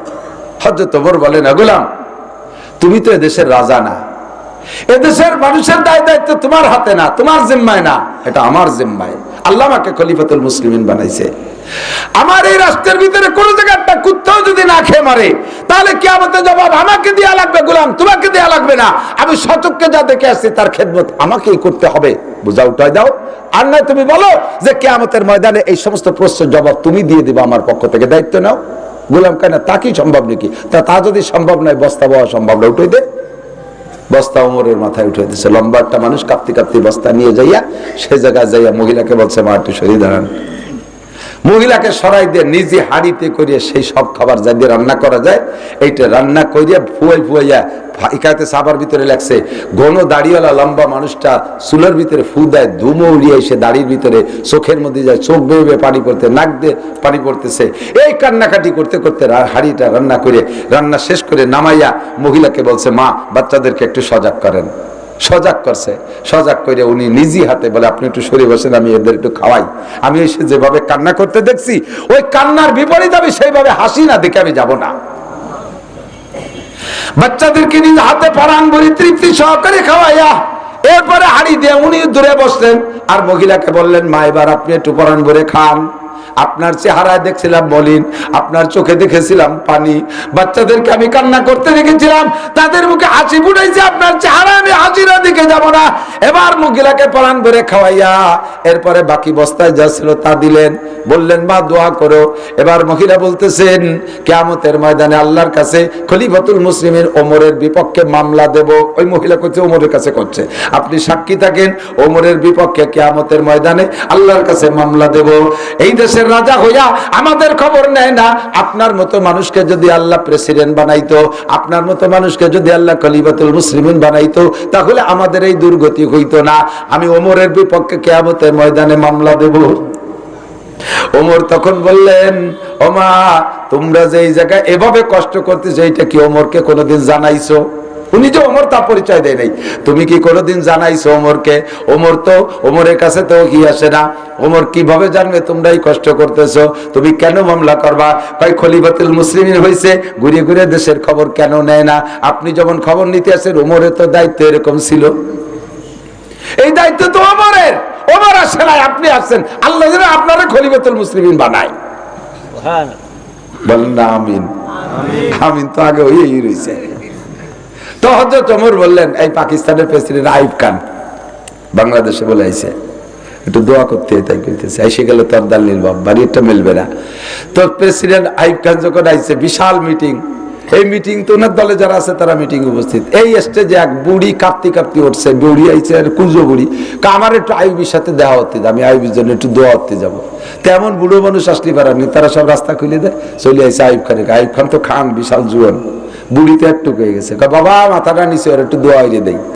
তা আইয়ুব খান মাথা নিচে আসছে। Ayub Khan field marshal. Field marshal কাকে বলে? যেই সেনা প্রধান বড় বড় 3টে যুদ্ধে বিজয়ী লাভ করে সে হয় ফিল্ড মার্শাল। ওইদিকে 2 পাকিস্তানের প্রেসিডেন্ট, এর চাইতে বড় পদ কি আর এই 2 পাকিস্তানের মধ্যে আছে নাকি? এই বুড়ি ওই আইয়ুব খানের মাথা নিচে ওই দোয়াতে, আল্লাহ যেন তোমারে বড় দারোগা বানায়, আল্লাহ যেন তোমারে বড় দারোগা বানায়। আইয়ুব খান আসতেছে, কি কয়? কারণ ওই বুড়ির জানা আছে, বুড়ির অভিজ্ঞতা হলো দুনিয়ায় সবচেয়ে বড় হলো বড় দারোগা। এই জন্য সবচেয়ে বড় বড় দারোগা মানে আল্লাহ তোমার সবচেয়ে বড় বানায়, এই দোয়া দেশে, যদিও কইছে মুখে বড় দারোগা। আল্লাহ আমাদের যদি এমন খলিফাতুল মুসলিমিনের ব্যবস্থা করে দাও, বলেন আমিন। জোরে বলেন না আমিন। মা তোমার এই খাবার শেষ হয়ে গেলে তুমি এই অমুক জায়গা যাবা, তুমি খলিফাতুল মুসলিমিন ওমরের ওখানে যাবা, ওখানে গেলে আমারে পাবা, তোমার যা দরকার আমি সেখান থেকে সংগ্রহ করে দেব। তো রাতের বেলা তো চেনে নাই, আল্লাহ আকবার, যতটুক সেন্সে আলোতে দেখে দেখে খাবার ফুরাই গেলে গেছে সেখানে, যে দেখে যে বিশাল অবস্থানে বসা। হয়তো তোমার চেয়ারে বসতেন না। মুসলমানদের সংসদ ভবন দেখেছেন? আফগানিস্তানের মুজাহিদ বর্তমানে তালেবান সরকারের অবস্থা, তাদের সংসদ ভবন গাছতলা, যে কোনো জায়গায় গামছা বিছে রুমাইল বিছে বসে যায়, অধিবেশন শুরু হয়ে গেছে মৌলবীকে। কি একটা কায়দা! তো হযরত ওমরের ওখানে যে দেখে দেয় সেই লোকটা কান্দে দিতেছে, হযরত খলিফাতুল মুসলিমিন ক্ষমা করবেন, বেয়াদবি হয়ে গেছে, তুমি মাফ করে দিও। তুমি যে আমার এই সাক্ষাতের আগে যে কষ্টটুক করেছো, আমার ত্রুটির কারণে, আমার অবহেলা, আমার অযোগ্যতা অদক্ষতার কারণে, হ্যাঁ, এইটা তুমি আল্লাহর রাস্তায় মাফ করে দিও। আর তোমার যা প্রয়োজন তুমি সে প্রয়োজনের সময় আসবা, এখান থেকে নিয়ে যাবা। আল্লাহু আকবার। এরকম যদি হয়ে যাক, এই কুত্তকে দাও, ইজা কানা উমারাকুম খিয়ারাকুম, এজন্য নবী বলেন যখন তোমাদের দেশের নেতারা হবে ভালো মানুষ, ওয়া ইজা কানা তোরে যাই কইছি শরীর জাতি তুই আমাকে বাড়ি চলে আইছিস। ইজা কানা উমারাকুম খিয়ারাকুম, যখন তোমাদের দেশের নেতারা হবে ভালো, এই যখন নেতারা হবে ভালো মানুষ, এইরকম ভালো মানুষ, এইরকম ভালো মানুষ। আমাদের ভালো মানুষ কারা? দেখছি সব ভালো মানুষ, নাম কতি গেলি গায়ে পড়বে, দিন কতি গেলাম না, সব ভালো মানুষ দেখছি। এরকম ভালো মানুষ যদি আল্লাহ থাকে, তাহলে এই সংখ্যাগরিষ্ঠ মুসলিম দেশের নেতা হিসেবে তাকে তুমি আমাদের জন্য পাঠাই দাও, বলে না আমি। আর যদি না চায়, তাহলে যেভাবে চলতেছে সেইভাবে চলুক, আমরা যার যার খাবাই সেই চৈরে খাই। কতক্ষণ ভালো মানুষ দেশ বেরিয়ে গেছে, আল্লাহ হেফাজত করুক। এই দেশে ছিল ভালো মানুষ, একটা ভালো মানুষের খবর আমি জানি। তৎকালীন প্রেসিডেন্ট এরশাদ সাহেবের আমলে, আমি সে সময় ভালোই বড় মাদ্রাসায় পড়ি, এই খবরগুলো জানতাম। এরশাদ সাহেবের আমলে সংসদ সদস্য হিসেবে মন্ত্রীও হয়েছিলেন ধর্মমন্ত্রী মুফতি ওয়াক্কাস সাহেব, যশোর মনিরামপুর বাড়ি, কিছুদিন আগে মারা গেছে, কয়েক বছর আগে। মুফতি ওয়াক্কাস সাহেব রহমাতুল্লাহ আলাইহি খুলনা দারুল উলুমে শাইখুল্লাহ ছিলেন, তারপরে খুলনা বিভাগের বড় মুফতি। যে কোনো ভাবে উনি এরশাদ সাহেবের সংসদের মন্ত্রী হয়ে গেছে, ধর্মমন্ত্রী বানাইছে। এখন মন্ত্রীদের মাঝে মাঝে এরশাদ সাহেব নিজেই তাদের আয় ব্যয়ের একটা খসড়া হিসাব নিতেন, বিশেষ করে এই কি কয় টিএ বিলটা দেখতেন। নেতারা তো টিএ বিলির গুরু, ঢাকার থেকে বাড়ি আসে যাতে পারে বাসে যাই, কয় স্যার হেলিকপ্টারে গেছিলাম, হেলিকপ্টারে আইছি, টা আমারই দেয়। এইভাবে টিএ বিল দেখতেছে। তো এক অফিসে উনি টিএ বিল তদন্ত করতে যে দেখে এক মন্ত্রীর 20 লাখ, এক মন্ত্রীর 10 লাখ, এক মন্ত্রীর 5 লাখ, সর্বনিম্ন 1 লাখের নিচে কোনো মন্ত্রী নাই টিএ বিল। এবার লাস্টে হযরত মুফতি ওয়াক্কাস সাহেব রহমাতুল্লাহ আলাইহির খবর যেটা শুনছি, সত্য মিথ্যা আল্লাহ মালুম, উনারে যখন হুজুর আপনার টিএ বিল, উনার টিএ বিল হয়েছে 35 টাকা। 35 টাকা কয় টাকা? যে জায়গা 35 লাখও আছে, সে জায়গা যদি আর একজন মন্ত্রী, ধর্মমন্ত্রী, তো ফেলাইনি মন্ত্রীরা, পূর্ণ মন্ত্রী, ধর্মমন্ত্রী, পতাকাধারী মন্ত্রী, তার 35 টাকা। ইরশাদ সাহেব বলতে, হুজুর কি 35 লাখ নাকি কি, যে নুক্তা টুকতা কম হয়ে গেছে নিয়ে বসে, কি জন্য এত কম? কয় যে না স্যার, ওই যে 35 টাকাই এত কম। কয় যে আমি তো সংসদ ভবনে আসি বাইসাইকেলে, আমার বাসা থেকে ওই বাইসাইকেলে আসি, তাই কয়টা লিকমিক হয়েছে, আর মাঝে মাঝে একটু সারা সিট হয়েছে, তাতে 35 টাকা খরচ হয়েছে। এটাও মন্ত্রী, আর একটার 35 লাখ খরচ, সেটাও মন্ত্রী। ততক্ষণ আমি ওই কিস্সার পরে আল্লাহ তো দেশে আলহামদুলিল্লাহ, এই যে অনেক ভালো গাড়ি, এটা আমার 46,27,000 টাকা দিয়ে নতুন কিনছি। এবার মোটর সাইকেল আছে 2টি। চিন্তা করলাম যে নফস ওই দিক চলে না যায়, এবার বাইসাইকেল একখান কিনছি, তাই চালাই বেড়াই বাড়ির দিক দিয়ে। আমি হঠাৎ যে আপনার ইনশাল্লাহ চেনবেন না আমারে, আমি সাইকেলে পিছনে কাশি কুদাল একখান ঝুলোর উঠায় ডাঙ্গায় যাব, সাইকেল চালাই বেড়াই। মুফতি ওয়াক্কাস সাহেব যদি 35 টাকা বিল বানাতে পারে, সাইকেল চালাতে পারে মন্ত্রী হয়ে, আমি কোন জায়গায় আইসি ভাই, আমি সাইকেল চালাই অসুবিধা কি? কি হয়েছে আমার সাইকেল চালানো? আল্লাহ যদি ওই প্রাইভেটের কারের থেকে নামাই আমার ভ্যানের ড্রাইভার বানাতে, ভ্যান চালাই পয়সা কামাই করে খাবি, তোর ওয়াজের বার শেষ, তাহলে তো আমি সেই সময় হঠাৎ করে যে ভ্যান চালাবো কি রে, এই জন্য ভ্যানও চালাই বাড়ি, এখন ভ্যানও আছে, প্র্যাকটিস ঠিক রাখি। খেসেরা রঞ্জুরে সাজো জারে জার তাতুরা বিরুকুনা দাজ ইশতেহার, মিটাও। আমি মিটাইতে পারি নাই নিজেকে, এ ভাও গল্প দিচ্ছি। এগুলোর ভিতরে যদি রিয়া হয়, তাহলে আমার জুতোর বাড়ির অভাব হবে না। আল্লাহ ইবাদত করো, ইখলাসের নসিব করো, ইখলাসে ইবাদত করার তৌফিক দান করো, জোরে বলেন আমিন। আল্লাহু আকবার। ও দোস্ত যুবক, মনে রাখো, ইয়া আইয়ুহাল্লাযীনা আমানু, হে অন্ধ জগতের টল বিশ্বাসী পাগলরা, দুনিয়ার নাম অন্ধ জগৎ। এ জায়গা বসে, দুনিয়ায় বসে আল্লাহরে দেখা যায় না, ফেরেশতা দেখা যায় না, জান্নাত দেখা যায় না, জাহান্নাম দেখা যায় না, পুলসিরাত দেখা যায় না, হাসরের মাঠ দেখি নাই, তবে এগুলো আছে না নাই? কথা বলেন আছে? আল্লাহ আছে দেখি নাই, না দেখলি আবার আল্লাহ আছে। ফেরেশতা দেখি নাই, না দেখলি আমার নবী বলছে ফেরেশতা আছে। আল্লাহ বলছে ফেরেশতা আছে। পুলসিরাত দেখি নাই, আল্লাহ বলছেন কোরআনের ভিতরে, নবী পাক বলছেন পুলসিরাত আছে। হাসরের মাঠ কায়েম হবে, মিজানের পাল্লা হবে, দাড়ি পাল্লা হবে, হিসাব নিকাশ হবে। দেখছেন কোনদিন? তবে বিশ্বাস আছে না নাই? কাজে আপনি অন্ধ জগতের অটল বিশ্বাসী পাগল। আল্লাহ পাক মহব্বতের সাথে ডাক দিয়ে বলে, খেয়াল করেন, মহব্বতের সাথে ডাক দিয়ে বলে লা তাত্তাকিজু আদুওয়ি ওয়া আদুওয়াকুম আউলিয়া। ও আমার অন্ধ জগতের অটল বিশ্বাসী পাগল, দুনিয়ার সব কিছু ত্যাগ করেছো, আমার প্রেমে পড়ে এই ময়দানে চলে আসছো, আমার প্রেমে পড়ে দুনিয়ার সব আনন্দকে লাথি মারছো। তুমি আমার একটা কথা মনে রাখো বন্ধু, আল্লাহ বড় খেয়াল করে না, আল্লাহ বড় মহব্বতের সাথে আন্তরিকতার সাথে আপনার আদরের সাথে পাগল করে ডাক দিয়ে কয়, একটা কথা মনে রাখবি, জীবনে কোনোদিন ইহুদ নাসারাকে বন্ধু বানাবি না, আমার শত্রু তোদের শত্রুকে বন্ধু বানাবি না। লা তাত্তাখিযু আদুওয়ি ওয়া আদুওয়াকুম আউলিয়া, আমার শত্রু আর তোদের শত্রুরে বন্ধু বানাবি না। এবার তোদের শত্রু কারা, আমার শত্রু কারা জেনে নে। তোদের শত্রু হলো ইয়া আইয়ুহাল্লাযীনা আমানু দুখুলু ফিস-সিলমি কাফা ওয়া লা তাত্তাবিউ খুতুওয়াতিশ শাইতান ইন্নাহু লাকুম আদুউম মুবিন। তোদের শয়তানের নাম হলো, তোদের শত্রুর নাম হলো শয়তান ইবলিস। ও তোদেরকে বেহেশত থেকে বের করে দিয়েছে, ও তোদেরকে বেহেশত থেকে বের করে দিয়েছে। যদি শয়তানের ধোঁকা না হতো তাহলে তোরা বেহেশতের মধ্যে জন্ম নিতি, বেহেশত থেকে দুনিয়া আসা লাগতো না, এই দুনিয়ার জয় ঝামেলা পোহানো লাগতো না, জান্নাতের ভিতরে আরামে থাকতি। শয়তান তোদেরকে বের করে দিয়েছে, কাজে ইবলিস শয়তান তোদের শত্রু, ওরে তোরা পরিহার করবি, ওরে অ্যাভয়েড করে চলবি। আর আমার শত্রু কারা শুনে নে, লা তাত্তাখিযু আদুওয়ি, এবার আমার শত্রুর সাথে বন্ধু বানাবি না। আমার শত্রু হলো আল ইহুদ ওয়ান নাসারা, ইহুদ নাসারারা আমার শত্রু, ইহুদ নাসারারা আমার শত্রু। কারণ হিন্দুরা আমারে অত বড় অপবাদ দিতে পারে নাই, বুদ্ধরা আমার নামে এত বড় অপবাদ দেয় নাই, শয়তান নিজেও আমার নামে এত বড় অপবাদ দেয় নাই।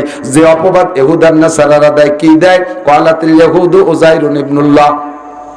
ইহুদিরা যা কইছে তা বলাই যায় না, তারা আমারে কি কইছে। অনেক সময় না যে কেউ কেউ গালি দিয়েছে, সেই নালিশ করছে যে আমারে গালি দিয়েছে, আরে কি কইছে তাই কথা, যা কইছে তা কোয়া যায় না, যা কইছে তা এরকম মারাত্মক গালি দিয়েছে। আল্লাহকে ইহুদিরা আমারে যা কইছে তা কোয়া যায় না। সংক্ষেপে একটু শোন, ক্বালাতিল ইহুদু উযাইরুন ইবনুল্লাহ, ইহুদিরা কয় উযাইর আলাইহিস সালাম আল্লাহর ছেলে। এই কথাটা কোয়া যায় তাই কলাম, এর ভিতরে যেটুক কোয়া যায় না তাই কলাম না। সেটুক কি? সেটুক হলো আল্লাহ তাআলা উযাইর আলাইহিস সালামের মাকে স্ত্রী হিসেবে ব্যবহার করে গর্ভধারণ করায় দিয়েছে, তাই উযাইর আল্লাহর ছেলে। এই ওরা কয় আমার নামে, তাহলে এই ইহুদিরা কি আবার দোস্ত না দুশমন? এই ইসরায়েলিরা সব ইহুদি, এটা আল্লাহর শত্রু। ওয়াকালাতিন নাসারা, আর নাসারারা এরকম একটা কইছে, ওয়াকালাতিন নাসারা মাসিহ ইবনুল্লাহ, আর নাসারারা যা কইছে তাও কোয়া যায় না। তারা কয় ঈসা বলে আমার ছেলে, আল্লাহ কয় ঈসা বলে আমার ছেলে। তার মানে আমি ঈসার মা মারিয়ামের সাথে যৌন মিলন করে তারে গর্ভধারণ করাই দিছি, আর সেই গর্ভের সন্তান ঈসা আমার নামে এত বড় অপবাদ দেয়। এই দুই জাতি আমার শত্রু। লা তাত্তাখিযু আদুওয়ি ওয়া আদুওয়াকুম লা তাত্তাখিযুল ইহুদা ওয়ান নাসারা আউলিয়া। তোরা ইহুদ নাসারাকে বন্ধু বানাস না, বাযুম আউলিয়া ও বায, যদিও তারা বাহ্যিকভাবে উপরে উপরে একে অপরের শত্রু। খেয়াল করেন, খেয়াল করতেছেন নাকি আমি বুঝতেছি না? উপরে উপরে দেখেন, ইহুদিরা নাসারাদেরকে কি কয়?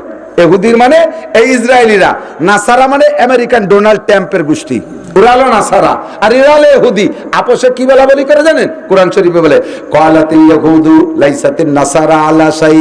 ইহুদিরা কয় নাসারা কোনো জাতি না, ও কোনো ধর্মই না, ও কোনো জাতি না, এমন গালি দেয়।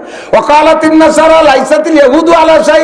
এবার নাসারার একটা তোরা কি? তোরা তো কিছু না, এই বলা বলি করে যে তোরা কেউ কিছু না। আবার আল্লাহ পাক বলেন সময় মতো বাদহুম আউলিয়া ও বাজ, একে অপরের দোস্ত, একে অপরের।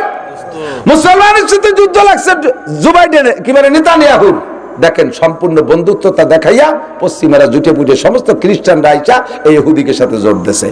কোটি কোটি টাকার এই যে লাস্টের এই গ্যাঞ্জামের আগে, এই মাঝে যে যুদ্ধবিরতি হয়েছে, এই যুদ্ধবিরতি হওয়ার আগে গাজার একটুক জায়গার উপরে ৮০,০০০ টন বোমা মারছে। ৮০,০০০ টন পাথর মারিয়ে দিলেও শেষ হয়ে যায়। আর বোমা কি, এক একটা বোমার গায়ে ১ টন, ১.৫ টন, ২ টন, ৩ টন ওজন আছে। এইভাবে ৮০,০০০ টন বোমা সেই জায়গা মারিয়া গাজাকে শেষ করছে। আর এই বোমাগুলো বেশিরভাগ দেশে 80% দেশে আমেরিকাওয়ালা আর পশ্চিমা ব্রিটেনওয়ালারা এরা দেশে। আর এই ইহুদ নাসারা, ওরা নাসারা আর এরা ইহুদি, দুই দলের ভিতরে ফারবার ডিফারেন্স। যখন মুসলমানকে হত্যার সুযোগ আসছে সব দল মিলে এক হয়ে গেছে। দুঃখের বিষয়, পরিতাপের বিষয়, মুসলমান বসে বসে এখনো বুড়ো আঙ্গুল চুষতিছ। মধ্যপ্রাচ্যের দালাল, মধ্যপ্রাচ্যের গাদ্দার, সৌদি আরবের প্রেসিডেন্ট, তুরস্কের প্রেসিডেন্ট, এই পাকিস্তানের প্রেসিডেন্ট, এরপরে কাতার, দুবাই, ওমান যারা আছে সবগুলো মুনাফিকের বাচ্চা। মুনাফিক, কথা বলেন ঠিক কি ঠিক না? আল্লাহর দেয়া সম্পদ, তেল বেচে খাচ্ছিস, কুলুর বাচ্চা কুলুরা। তেল বেচে কুলুরা না? আবার কেউ কুলু থাকলে রাগ হইয়েন না। তেলের দল আল্লাহর দেয়া সম্পদ, স্বর্ণ আর তেলের খনি, এই বিক্রি করে সেই জায়গায় বসে পশ্চিমা খ্রিস্টান মহিলাকে ছাড়িয়ে দিছে। তাই নিয়ে রাত্রে আনন্দ ফুর্তি করিস, দিনে রাত্রে ফুর্তি করিস, আর মুসলমান মাঝে শেষ করতেছে। তোকে যার যার জায়গায় বসায় রাখছে। এই তুরস্কের প্রেসিডেন্ট, ও হইছে তুরস্কের প্রেসিডেন্ট এরদোগান, ও আলো কি কয়, এসে ন্যাটোর সদস্য। যদি এখন মুসলমানদের পক্ষে নেয় আর ইসরায়েলের বিপক্ষে যায়, তাহলে ন্যাটো সদস্যতে নাম কাটা যায়। এই পথ ঠিক রাখার জন্য সে সৌদি আরবালা রাজতন্ত্র করে, তারা রাজার বেটা রাজা হয়। এটা রাজতন্ত্র জগতে মুসলমানরা মানে না। এই রাজতন্ত্রে টিকে আছে আমেরিকার পাশাটা হইয়া। যদি সৌদি সরকার এখন গাজার পক্ষ নেয়, সাথে সাথে ওই আমেরিকালা লাগাই দেবে সৌদি আরবের সাধারণ পাবলিক রে, তোরা আন্দোলন কর, রাজতন্ত্র বাতিল, গণতন্ত্র করতে হবে। তখন মোহাম্মদ বিন সালমান তার সিটি থেকে নেমে যাওয়া লাগবে। কাতার, কুয়েত একই অবস্থা। ইন্দ্রা যার যার পথ ঠিক রাখার জন্য মুসলমান মারি শেষ করতেছে, আর শয়তানগুলো এখানে বসে আনন্দ করতেছে আর ওরা মারতেছে। দেখেন মুসলমান কারে কয়। আল্লাহর রহমতে, আল্লাহর রহমতে আমার বাংলাদেশের মুসলমানের ঈমান তাদের চাইতে শতগুণ বেশি আছে। সৌদি আরব, পাকিস্তান, ওই জায়গার সাধারণ জনগণ পাগল হয়ে গেছে, কিন্তু রাজা কয়টা, এদের উপরে আল্লাহ তাআলা আসমানি বোমা মেরে শেষ করে দিক। বলেন না আমিন। ওই রাজাদের, সৌদি আরব, মধ্যপ্রাচ্য, আরব দেশ রাষ্ট্রের ভিতরে যত রাজা আছে এদেরকে আল্লাহ তাআলা আলাদা গজব দিয়ে ধ্বংস করে দিক। এরপরে সাধারণ পাবলিক ক্ষমতায় আসুক, ইনশাআল্লাহ ডাক আসবে। তবে এই যুদ্ধে একটু অপেক্ষা করেন, ফাসবিরু, একটু অপেক্ষা করেন, নাসরুম মিনাল্লাহ, সাহায্য আসবে আল্লাহর পক্ষ থেকে, ওয়াফাতুন করিম, অবশ্যম্ভাবী বিজয় ইনশাআল্লাহ। প্রত্যেক যুদ্ধে, স্বাধীনতা যুদ্ধে যারা যুদ্ধ করে, স্বাধীনতার পক্ষে যারা থাকে, তারা অবশেষে স্বাধীনতাই লাভ করে, তারাই বিজয় লাভ করে। কথা বলেন ঠিক কি ঠিক না? যেটা বাংলাদেশ প্রমাণ। বাংলাদেশ প্রমাণ। বাংলাদেশের মানুষের হাতে কি ছিল? কিছুই ছিল না। সামনে সেনাবাহিনী প্রধানও পাকিস্তানি, আর সেনাবাহিনীর সমস্ত অস্ত্র তাদের হাতে। আমেরিকাও ছিল তখন পাকিস্তানের পক্ষে।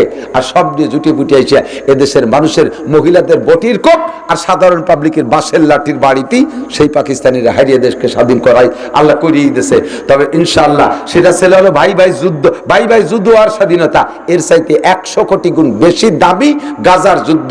বাইতুল মুকাদ্দাস মুসলমানদের দ্বিতীয় কিবলা, বাইতুল মুসলমানদের দ্বিতীয় কিবলা। বিশ্বনবী কাবা ঘরের মধ্যে দাঁড়ায় ইমামতি করে নাই, বাইতুল মুকাদ্দাসের ভিতরে দাঁড়ায় ফেরেশতা এবং নবীদের রূহকে পিছনে রেখা ইমামতি করেছেন। সেই বাইতুল মুকাদ্দাসকে স্বাধীনতা করার লড়াই।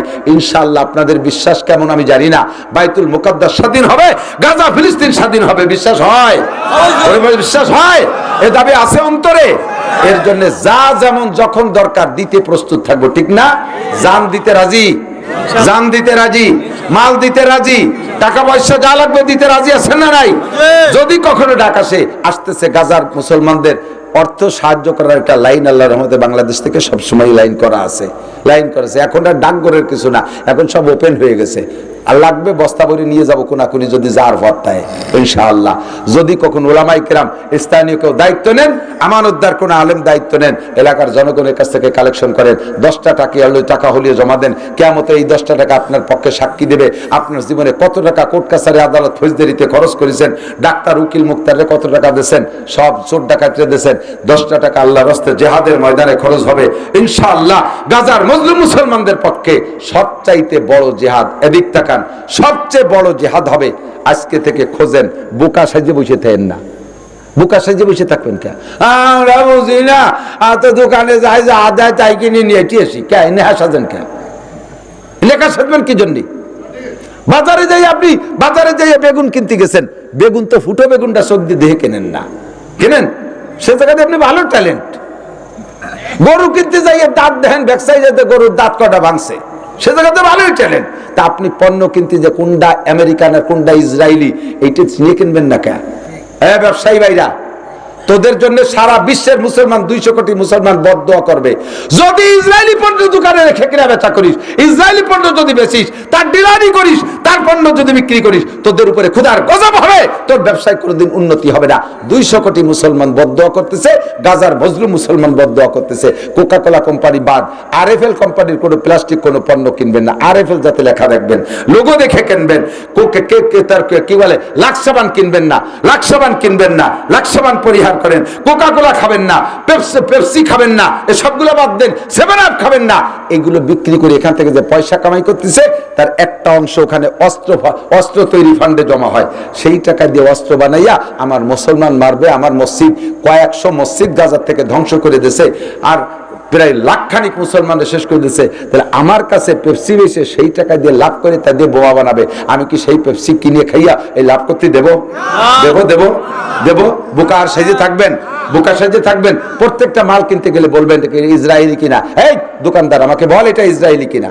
যদি ইসরায়েলি হয় তাহলে নেবো না, যদি ইসরায়েলি ছাড়া নাই তাহলে নেবই না। মালের দরকারই নাই আমার। জীবনে কোনোদিন কোকা কোলা খাইনি। এই মুরব্বীরা, আগের মুরব্বীরা কোকা কোলা খাইনি, তারা মরে গেছে নাকি? এমনি কোকা কোলা খাইয়ে মরতেছে, তারা না খাইয়ে আইজো বাইসি আছে। কথা বলেন, এইগুলো তাদের, সেগুলো খাইয়া তোমরা মরতেছো। আর সেইগুলো যারা না খাইছে, সেই সমস্ত মুরব্বীর এখনো পর্যন্ত হাড় মজবুত আছে। তারা চোখ দিয়ে আল্লাহর রহমতে দিনের বেলা তারা দেখে। আর তুমি রাতে, তুমি বেলা উঠা, বেলা ডুবি যাওয়ার পরে পায়খানার দরজা খুঁজে পাও না চশমা ছাড়া। অমুসলমানদের কিছু ব্যবহার করবেন। বর্তমান জেহাদ আমাদের, আমরা যতটুক পারি, কথাক্ষণ খেয়াল করেন। বদরের যুদ্ধে, ভাই শোনেন, বদরের যুদ্ধে মুসলমানদের পানি থোয়ার জন্য একটা গর্ত, এর মধ্যে অল্প একটু পানি আছে। বৃষ্টি নামছে কালকে, সেই বৃষ্টির পানিটুক জমছে। কাফেরদের সাথে যখন যুদ্ধ শুরু হয়ে গেছে, এক মুজাহিদ এক কাফের কোপ দিয়ে হাত একখান কেটে ফেলাইছে, আর এক কোপ দিয়ে আর এক কাট কেটে ফেলাইছে, আর এক কোপ দিয়ে ঠ্যাং একখান কেটে ফেলাইছে। তাহলে এনে মরবে না? এ কাফের এ পর্যন্ত হুশ আছে, ঠ্যাং হাত পা 3 খেন নাই। লাস্টে একখান ঠ্যাং দিয়ে দেখছে যে আর তো আত্মরক্ষার কিছুই নাই, ডাল ধরতে পারি না, তরবারি ধরতে পারি, ঠ্যাং একখান নাই, পড়ে গেছেন, তো মরবই। তো মরার আগে হলেও, মরার শেষ মুহূর্তে আগে হলেও মুসলমানরা একটু ক্ষতি করে দিয়ে মরবো। কি ক্ষতি? ওই এক পাও দিয়ে জাম করে যাইয়া লাভ দিয়ে পড়ছে সেই পানির মধ্যে ঠ্যাং খান। এদিকে তারা ঠাইসে ধরে জবাই দিচ্ছে, আর ওদিকে ওই এক ঠ্যাং দিয়ে পানি গুলাচ্ছে। মরার আগে মুসলমানের পানি টুকুলিও গুলাই দিয়ে যাবো। তো যদি একটা কাফের শেষ চিন্তা এরকম হতে পারে, আমার জীবনের শেষ চিন্তা, আমি যদি একটা পয়সাও পারি ক্ষতি করবো ইসরায়েলের। কথা বলেন ঠিক ঠিক না? আর এ জায়গা আমার যুবকরা যদি করে এরকম কিছু করে, একদল বলে এটা মানবতা হলো না, এটা নীতি না, এটা। আরে বেটা, মুসলমান মেরে সাফ করে ফেলাতে, মুসলমানদের ইজ্জত নষ্ট করতে, তাদের ভিটে বাড়ি সব লুটে পিটে নিয়ে যাচ্ছে। আর এ জায়গা তুমি মানবতা দেখাতে এসো, হ্যাঁ, এ জায়গা মানবতা মারাতে এসো। এর কাজায় দিবানি দেশ কেন মিজাজ গরম হয়ে গেছে। দোকান কেন লুটলো, ফ্রিজ কেন ভাঙলো, এটা মানবতা না। মানবতা দেখানোর জন্য তুমি মিছিলি নামছো। তারা আমার সব শেষ করে ফেলে দিচ্ছে, আর এখানে তুমি মানবতার বলিয়া ওড়াচ্ছ। সব বাদ, এই সমস্তগুলো একটাও বরদাস্ত করতে রাজি না। কথা কর না কেন? এগুলো একটাও মানতে রাজি না। ওদের কিচ্ছু চলবে না বাংলার জমিনে। আমার বাংলাদেশের ইন্ডাস্ট্রিজ গুলো বড় বলা হবে, এদেশের ব্যবসায় এদেশে ধন্য হবে। কেন তুই ইহুদির বাচ্চারা এদেশ থেকে টাকা নিয়ে যাবি? তোর 1 টাকাও নীতি দেবো না। মরার আগে এক ঠ্যাংও যদি থাকে, তাই দিয়ে তোর পানি গুলাই তুই মরবো। ঠিক কিনা? রাজি আছেন না? ওদের কোনো পণ্য ব্যবহার করব না। নবী পাক বলেন, এ ভাই এদিক থাকেন, আপনি আমলিক করেন। আমলিগ মুখে করেন, কিন্তু হাতে আপনার দানের শীষ। মুখে স্লোগান দেন আমলিগ, নৌকা নৌকা, হাতে দানের শীষ। তাহলে আপনি কি নৌকার পক্ষের মোমেন না মুনাফেক? মুনাফেক না। মুখী কর নৌকা, হাতে তোমার দানের শীষ। তুমি এ জায়গা জেহাদের বলিয়া ওলাচ্ছ, কিন্তু তোমার আগা গোড়া সেই ইহুদির সপ্তা। চুল কয়টা কাটো মেসি কাটিং, দাড়ি কয়টা রাখো নেইমার কাটিং, প্যান্টটা বড় ইহুদিদের, গেঞ্জিটা পরো সেই পশ্চিমে খাটাস গে গেঞ্জি। হ্যাঁ, সবকিছু তোমার মুসলমানদের। কেন এগুলো ছাড়ো? মুসলমানদের পোশাকের চাইতে ভালো পোশাক হতে পারে? কথা বলেন পারে? জীবনের শ্রেষ্ঠ 2টা দিন, জীবনের শ্রেষ্ঠ 2টা দিন তুমি সুন্নতের অনুসরণ করে থাকো। দুনিয়ায় বেঁচে থাকার শ্রেষ্ঠ দিন হলো বিয়ের দিন। যদি নিয়মতান্ত্রিক বিয়ে হলো। আর চুরি চুট্টা মেরে আগামানের বাগানে বিয়ে হলি তো সেটা তো আলাদা ব্যাপার, অত কোনো বিয়ের মধ্যে পড়ে না। ধরা পড়লি দাবড়েরও অভাব নেই, মারিরও অভাব নেই। নিয়মতান্ত্রিক যত্ন সহকারে সুন্দরভাবে সাজিয়ে গুজে যে বিয়েটা হয়, এই বিয়ের দিন বরের কি আনন্দ না? সর্বজীবনের শ্রেষ্ঠ আনন্দের দিন। আমাদের মুসলমানরা বেশিরভাগ 99% ধরা যায় এই দিন কি পোশাক পরে? পাঞ্জাবি পায়জামা পরে না, খালি টুপি না, পাগড়িও একটা মাথায় দেয়, তাও কাপড়ি নাও কাগজ দিয়ে বানালিও দেয়। তাহলে বোঝা যায় যে শ্রেষ্ঠ পোশাক এইটা, এর কারণে জীবনের শ্রেষ্ঠ দিন সেই পোশাকটা তুমি ধরলে। আবার এই পোশাক বাড়ি যে খুলে থুইয়া জীবনে দুনিয়ার থেকে যাওয়ার দিন যেদিন, সেদিনটা একটা শ্রেষ্ঠ দিন। সেদিনও তুমি কিন্তু প্যান্ট পরে করে মাটি দেয় নাকি? হ্যাঁ, প্যান্ট গেঞ্জি দেয় নাকি? সেদিনও সেই সুন্নতি জামা বানাইয়া সাদা কাপড় করে দেয়। তাহলে এই পোশাকই হলো তোমার শ্রেষ্ঠ, এই পোশাকই তোমার শেষ সম্বল। সুন্নতি পোশাকের অধীনে চলে আসো। চুল কয়টা তাদের কাটিং এ কাটো না, দাড়ি কয়টা তাদের কাটিং এ রাখো না, প্যান্ট গেঞ্জি মেঞ্জি সেগুলো বাদ দাও, মুসলিম সুন্নতি তরিকায় চলে আসো। আল্লাহ পাক রব্বুল আলামিন বলেন, কি বলা হয়, আল্লাহ নবী বলেন, মান তাশাব্বাহা বিকওমিন ফাহুয়া মিনহুম, যার সাথে যার মিল হবে তার সাথে তার হাসর হবে। আমি কোনো কিছুতে তাদের সাথে মিল করতে রাজি। আজকে থেকে একটু প্রতিজ্ঞা করেন তো। আপনারা সালতানগর কান্দা মানুষ কাজিরাঙ্গা মারামারি বেশি করেন, কিন্তু আমরা ওপাশে আপনাদের একটা প্রশংসা করে, এই এলাকার মানুষ ধর্মভীরু। মারামারি দাঙ্গা হাঙ্গামা যা লাগিয়ে গেছে সে সময় করে, কিন্তু আপনারা ধর্মভীরু। আমি আপনাদের ভিতরে সবচাইতে বেশি পরিচিত। আমার গোপালগঞ্জ আমার এত চেনে না, সালতানগর কান্দা এই 2 থানা আর আলফাডাঙ্গা বলমারি, এই পাশের মানুষ নগর বল পাশে মাগুর আলারা, এরা আমার সবচেয়ে বেশি চেনে। আমি আপনাদের সাথে, আপনাদের কাছে আমি দাবি করি, শেষ দাবি, আমরা এখান থেকে ইনশাআল্লাহ ইনশাআল্লাহ নবীওয়ালা একটা স্লোগান, কোরআনওয়ালা একটা স্লোগান, একটা জাতি গোষ্ঠী আমরা এখান থেকে তৈরি করবো। রাজি আছি না ইনশাআল্লাহ? সুন্নতের ইনশাআল্লাহ এখান থেকে একটা আন্দোলন শুরু হয়ে যাক। আমরা মেসওয়াক ব্যবহার করব, ওদের পেস্ট পাউডার ব্যবহার করব না। যদি লাগে আমার বাংলাদেশি পেস্ট পাউডার বহুত আছে, ওদের সাবান সুটা কিচ্ছু ব্যবহার করব না, আমার বাংলাদেশি পণ্য ব্যবহার করব। ঠিক আছে না ইনশাআল্লাহ? চেয়ার টেবিলে খানা খাবো না, এটা ইহুদিদের আবিষ্কার। আমরা দস্তারখান বিছিয়ে খানা খাবো, 5 ওয়াক্ত জামাতে নামাজ পড়বো। আল্লাহ তাআলা আমাদের আমল করার তৌফিক দান করেন, সবাই বলি আমিন। ভাষাগত ত্রুটি বিচ্যুতি মার্জনীয়। আপনাদের এই সালতার পিএস সেদিনকে আমি এপাশে ভাবুক দিয়ে আছে না, বাবুক দিয়া, ওই ছোট্ট গ্রাম, দুই মসজিদ একটা গ্রাম, ওই 2 মসজিদের মহল্লা থেকে আলহামদুলিল্লাহ 41 মন পেঁয়াজ এই শুক্রবারে নিয়ে গেছি। আমার সারা বছর বোর্ডিং এর পেঁয়াজ হয়ে গেছে। এত খুশি আমার হুজুররা, আপনাদের পুরো থানা ধরে দোয়া হয়ে যেতেছে। গত বছর এই যে সোহাগ চেয়ারম্যান, ওটা যেন কোন জায়গা, আটগড়, সোহাগ চেয়ারম্যান নিজের সাথে থেকে 50 মন কালেকশন করে দেয়। বাহিরদের থেকে, ওই পাড়ার থেকে, শফিক সাহেব ওই পাড়াতে নিয়ে গেছি 40 মন। আলহামদুলিল্লাহ, আল্লাহ পাক আমার মাদ্রাসা অনেক সুন্দর রাখছে। আপনাদের ছেলে পেলেরা পড়ে, এলাকার অনেক ছেলে পড়ে। আরো যদি কেউ দিতে চান ইনশাআল্লাহ দেবেন, যত্ন সহকারে। আমাদের ওপাশে ভালো মাদ্রাসার ভিতরে আল্লাহর রহমতে আমার মাদ্রাসাটাও ভালো, আমারটাই ভালো তা বলছি না, আমারটাও ভালোর মধ্যে লেখাপড়া চলতেছে। আপনাদের পাশে শিক্ষক আছে, এই পুড্ডর মৌলানা আব্দুর রহমান আছে, তারপরে এই বাহিরদের সেলিম হাফেজ, আমার ড্রাইভার, ওলামাই কেরাম যাতায়াত করে। 70টা মাহফিল রাখছি খালি এই ফরিদপুরের ভিতরে। আগামী সিজনের 200, 300, 250 মাহফিলের ভিতরে 70টা মাহফিল রাখছি আপনাদের এটুকুর ভিতরে। লাস্ট ফিনিশিং আমার মনটা খানিক রসুনির দরকার, তা কেনা দেবে তা ক্ষতি পারতেছি না। 2 মন রসুন লিবার আমার 4 মন রসুন লাগবে, তা 3 মনের টাকা আমি দিয়ে আইছি, আর 1 মন রসুন আমার লাগবে। যদি কোনো আল্লাহর বান্দারা থাকেন 200-100 টাকা করে দিয়ে আমার রসুন কাটা হয়ে গেলি, তাহলে কইতে পারবো, গল্প দেবো যে সারা বছর সালতার রসুন পেঁয়াজ দিয়ে আমার বোর্ডিং চলছে, দোয়া করে দেবো ইনশাআল্লাহ। যেহেতু কর্তৃপক্ষের কালেকশন নাই, আমি কালেকশন পারিও না, একটু হাত আপনাদের কাছে পাতা থাকলো, যার সময় 100-250 টাকা করে যদি দিয়ে যান ইনশাআল্লাহ আমার রসুন কাটা হয়ে যাবে, একটু তেল পানি হবে। আমি দোয়া করি আল্লাহ তাআলা আপনাদের গন্ডগোল, ফাসাদ, মারামারি, দাঙ্গা হাঙ্গামা থেকে হেফাজত করুক। সবাই বলেন আমিন। এবছর পেঁয়াজের ফলন ভালো হয়েছে না আলহামদুলিল্লাহ, পেঁয়াজের সাইজও ভালো, লাস্টিং করবে ভালো, সময় মতো দামও পাবেন, বেশি দেরি নেই ইনশাআল্লাহ, একটু অপেক্ষা করেন, দামও পাবেন। আল্লাহ তাআলা আপনাদের বরকতময় ফলন দিক, আপনাদের সকলকে পেঁয়াজ বেচে হজ উমরা করার তৌফিক দান করেন, সবাই বলে আমিন। আল্লাহ ফিলিস্তিন গাজার পক্ষে মুসলমান মুজাহিদ হিসেবে আমাদের কবুল করুক, বলেন আমিন। দুরূদ শরীফ পড়ি, আল্লাহুম্মা সাল্লি আলা মুহাম্মদ।